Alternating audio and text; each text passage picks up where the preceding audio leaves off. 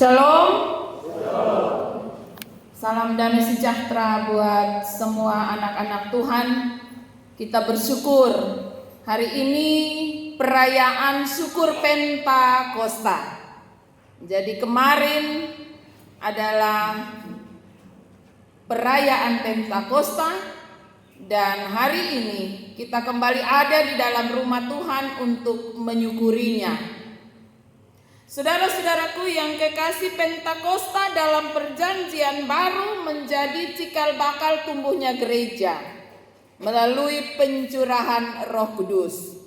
Pemberitaan firman secara berani dan terang-terangan dilakukan, dimulai oleh para rasul, kemudian disebarkan kepada seluruh dunia, dan itu menjadi bagian dari tumbuhnya gereja, persekutuan orang-orang percaya pada segala tempat. Hari ini dalam syukur Pentakosta ini kita kembali kepada firman Tuhan yang menjadi landasan peristiwa Pentakosta yang terjadi di Yerusalem. Alasan kenapa ada perayaan Pentakosta. Ini merupakan salah satu dari beberapa hari raya yang diperintahkan oleh Allah sendiri untuk terus dirayakan oleh umat Yahudi, umat pilihannya. Kita dapat menemukan itu dalam catatan Imamat pasal 23 ayat yang ke-21. Di situ dikatakan, itulah satu ketetapan untuk selama-lamanya di segala tempat kediamanmu turun-temurun. Allah sendiri menetapkan perayaan ini agar umat Yahudi pada segala tempat mesti mengingat bagaimana kasih sayang Tuhan yang terjadi di dalam kehidupan mereka. Ayat 15 dikatakan di situ, kemudian kamu harus menghitung mulai dari hari sesudah Sabat itu, yaitu yang dimaksudkan ini ialah hari raya roti tak beragi, hari raya Paskah umat Yahudi. Mereka harus menghitung itu sampai hari ke-50. Saudara-saudaraku yang kekasih, mengapa Allah memerintahkan umat Israel untuk memelihara hari-hari ini, menghitung hari-hari ini? Ini sedang berbicara tentang kehidupan yang harus diisi dengan cara yang sangat disiplin. Umat Israel harus hidup dengan disiplin soal waktu. Karena di dalam setiap hari-hari dan musim kehidupan umat Israel, umat Yahudi pada masa itu, Allah mau bilang setiap waktu ada dalam kedaulatan Tuhan. Kita tidak boleh bermain-main dengan waktu yang Tuhan beri. Ketika Tuhan memberikan kita kesempatan untuk hidup, menjalaninya, kita mesti menghitung hari-hari itu dengan baik.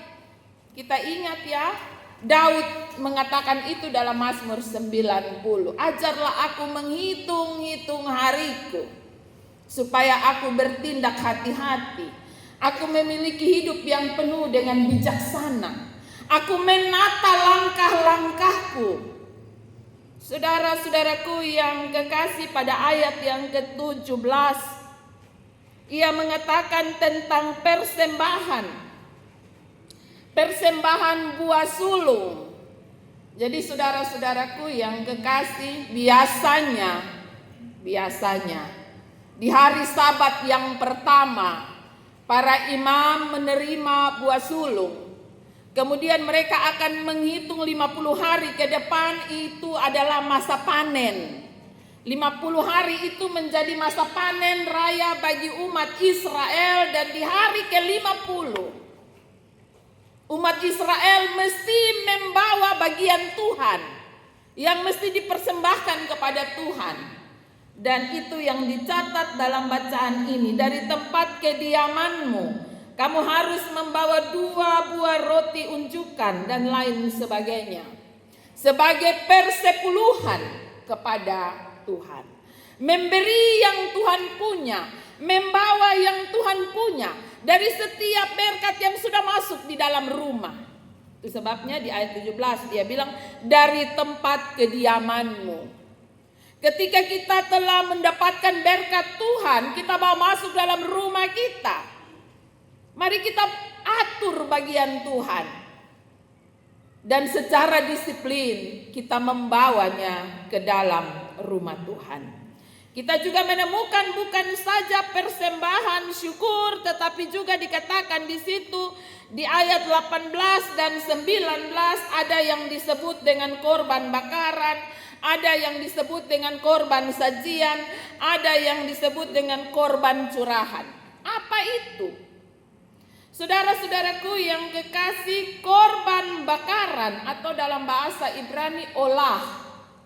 Olah itu sendiri ialah berarti membuatnya terangkat bersamaan dengan asap pada Tuhan.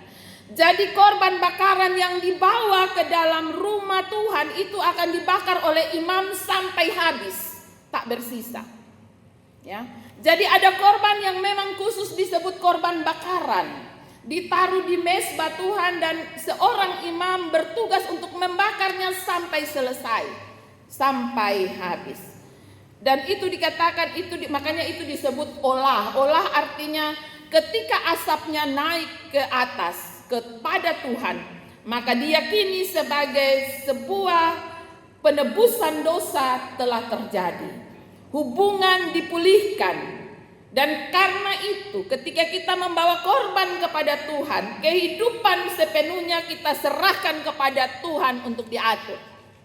Itu yang disebut korban bakaran pada zaman perjanjian lama. Kemudian yang kedua disebut korban sajian. Apa itu korban sajian? Kalau korban sajian itu lebih kepada hal-hal yang nabati, ya. Jadi kalau korban bakaran itu sudah pasti hewan, sedangkan korban sajian itu nabati. Jadi itu makanan, minuman, ya, bulir-bulir gandum. Ya, di sini dikatakan tidak secara rinci, tetapi itu lebih kepada sebuah bentuk ungkapan syukur, bahwa sebuah pengakuan bahwa segala yang mereka bawa ini mereka dapatnya dari Tuhan. Mereka terima dari Tuhan karena Tuhan telah memelihara hidup mereka lewat kebun dan ladang. Hasil kebun dan ladang umat Israel itu yang mereka bawa sebagai korban sajian, dan di dalamnya ada sebuah pengakuan bahwa keberhasilan yang mereka terima adalah bagian dari berkat Tuhan yang mereka terima di dalam sepanjang 1 tahun perjalanan hidup mereka. Kemudian ada yang disebut korban curahan. Korban curahan ini mau mengatakan bahwa hampir sama dengan korban sajian, tetapi lebih kepada minyak-minyak urapan. Hasil dari minyak zaitun, ya, jadi yang berbentuk cair, ya, hasil dalam hasil kebun anggur mereka yang mereka sudah olah menjadi anggur, minuman anggur, kemudian minyak-minyak zaitun itu yang mereka bawa sebagai korban curahan kepada Tuhan. Di sini mereka mau bilang bahwa segala penyembahan, segala pujian mereka hanya mereka berikan kepada Tuhan. Saudara-saudaraku yang kekasih, ini bagian perjanjian lama. Kenapa kita gereja, kalau ini memang diperintahkan oleh Tuhan, kenapa gereja masa kini tidak melakukannya?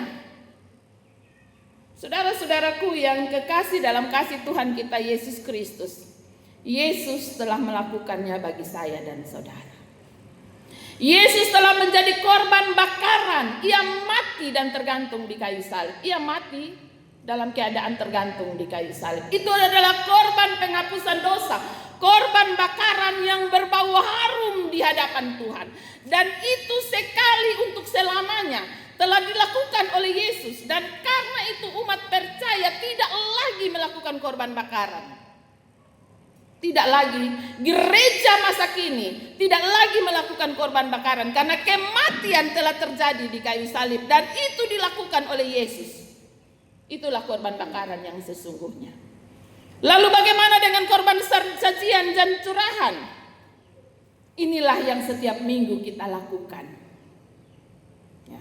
Jadi kalau ada orang yang bisa bernyanyi dan tidak memberikan nyanyian dan pujian ke dalam rumah Tuhan, dia belum memberikan korban curahan dan korban sajian. Inilah yang kita lakukan. Bernyanyi untuk Tuhan, menari untuk Tuhan, melakukan segala potensi yang ada pada kita dan kita berikan kepada Tuhan. Ada natura, ya. Segala yang kita mau beri hari ini, ya. Kita memakai aksesoris, kita menjadi cantik, kita menjadi ganteng, kita memakai kain yang terbaik, kita memakai pakaian yang terbaik, kita datang ke dalam rumah Tuhan. Inilah korban sajian kita. Kita sedang ada dalam pengakuan Tuhan. Saya seperti ini karena Tuhan telah melakukannya. Tuhan telah memberkati saya dengan kesehatan. Tuhan telah memberkati saya dengan kekuatan. Tuhan telah memberkati hidup saya. Tuhan memberikan kepada saya talenta untuk bernyanyi. Tuhan memberikan talenta kepada saya untuk menari untuk Tuhan. Dan ini saya bawa kepada Tuhan. Saya persembahkan kepada Tuhan. Saudara-saudaraku yang kekasih, inti dari persembahan yang benar dan yang berbau harum di hadapan Tuhan yang dirayakan dalam perayaan syukur Pentakosta sesungguhnya adalah bagian dari bagaimana penyembahan yang benar kepada Tuhan. Pengakuan yang benar akan kuasa Tuhan, pengakuan akan kasih sayang Tuhan, pengakuan akan berkat dan anugerah Tuhan yang terus terjadi di dalam hidup kita. Dan ketika kita mengakui bahwa Tuhan telah memberkati kita, maka dengan sukacita kita melangkah ke dalam rumah Tuhan. Ya. Ketika orang lain tidak peduli dengan kasih karunia Allah dan berbuat tidak perlu, maka ada anak-anak Tuhan yang memberi waktunya, memberi hidupnya, memberi seluruh potensi yang ada padanya, datang ke dalam rumah Tuhan dengan sebuah pengakuan bahwa Engkaulah yang memberikan saya kemampuan ini. Engkaulah yang memberkati saya dengan kesehatan. Engkaulah yang memberkati saya dengan kekuatan. Dan Engkaulah yang telah memberkati lumbung-lumbung saya. Sehingga kami datang dengan sebuah penyembahan yang benar. Saudara-saudaraku yang kekasih, itulah inti dari Pentakosta. Baik pada perjanjian lama bahkan sampai hari ini kita menjalaninya dalam kehidupan bergereja. Saudara-saudaraku yang kekasih, hal yang berikut yang dicatat oleh firman Tuhan bagi kita. Ayat yang ke-22. Ketika ada hari-hari perayaan yang ditetapkan oleh Allah, Ia tidak sedang hanya berbicara soal liturgi, soal tata ibadah, soal seremoni, tapi Ia juga berbicara tentang bagaimana orang harus hidup bersama-sama. Ayat 22 dia bilang, ketika engkau menuai hasil dari tanahmu, sisakanlah bagi orang asing, sisakanlah bagi mereka yang terpinggirkan. Apa yang dimaksudkan oleh firman Tuhan ini? Ia mau bilang bahwa kehidupan kita bukanlah untuk diri kita sendiri.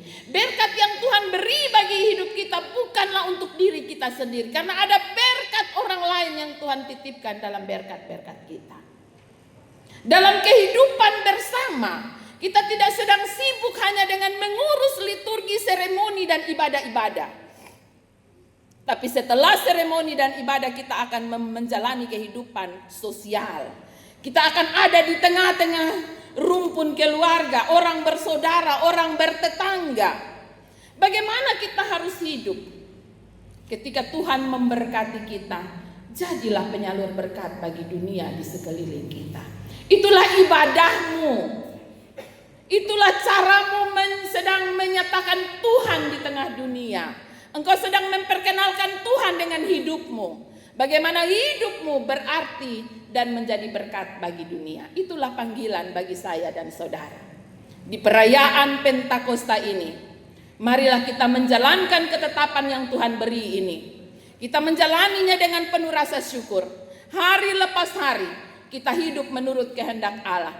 Kita mengatur langkah kita, menghitung hari-hari kita.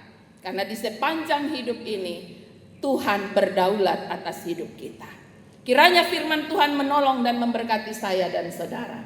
Sehingga apapun yang kita lakukan hari ini, sungguh-sungguh menjadi penyembahan yang benar.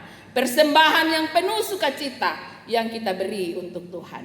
Tuhan Yesus memberkati firman-Nya. Amin.